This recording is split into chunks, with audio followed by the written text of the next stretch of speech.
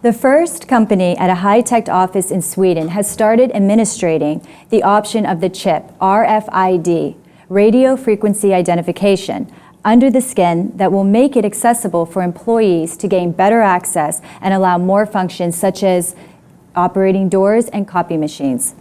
Margaret, this is interesting.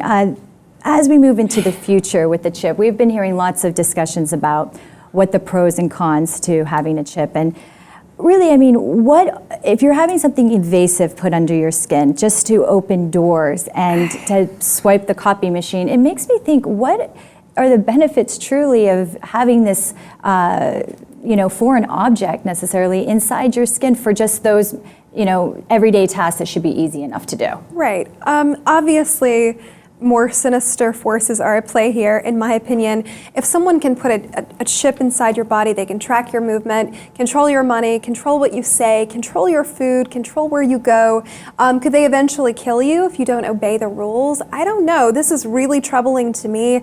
I'm definitely refusing the chip. Also, there's the conspiracy theory, the mark of the beast. Aren't you supposed to have some sort of scan in your body? This is eerily too close to that for me. Yeah, and if you look at really the company itself, they really, is it really being successful? Because we've heard this now for about 10 years, this chip happening. Now we have this new Apple Watch, and it does a lot of the same things that the chip is claiming to do in the next 10 years, which is heart rate, GPS, eventually, that it will move into that, scanning brain waves. I mean, the technology just doesn't seem to, now that we have it on our wrist to be able to do these functions, why not just buy an Apple? You can take off the watch. You cannot take off the chip. We had a dog, we had a family dog. This is something that you would do to an animal. You would, tag the animal to be able to keep track of the animal. It has nothing to do with giving the animal more freedom.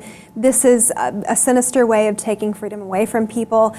Shame on you, you Swedish company that's doing this. But as long as we're talking about it, hopefully people will feel the need to resist it. Well, you made up a good point about the dog and the chips. That's what they were saying with kids. They did say one study did show that a lot of people were with kidnapping, that they could know, because that is parents and their children is the #1 priority. And they did say, well, if they put the chip in, that maybe kidnapping, but the percentage is so low, and it doesn't seem to, whenever they do the studies, not enough parents were really on board to actually implement this chip. Well, the U.S. government's doing a lot of things the parents aren't on board with. Last year they implemented the retinal scan in specific schools without the knowledge or consent of parents, scanning the retina of children in the school system.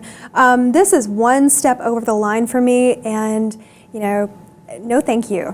Yeah, and it's interesting, Hannes Sjoblad is on having what's called implant parties, kind of like Botox parties. He's saying, well, you were used to pacemakers and bionic limbs. Why not be used to having these new chips implanted, in that eventually you're going to have to conform. But again, I think we should have a freedom and choice about this. And since the technology doesn't really match for the benefits, why have something this invasive put into your skin? We'd love to hear your comments below on the chip being administrated into this company in Sweden. Thank you for watching the Lip TV 2, and don't forget to subscribe.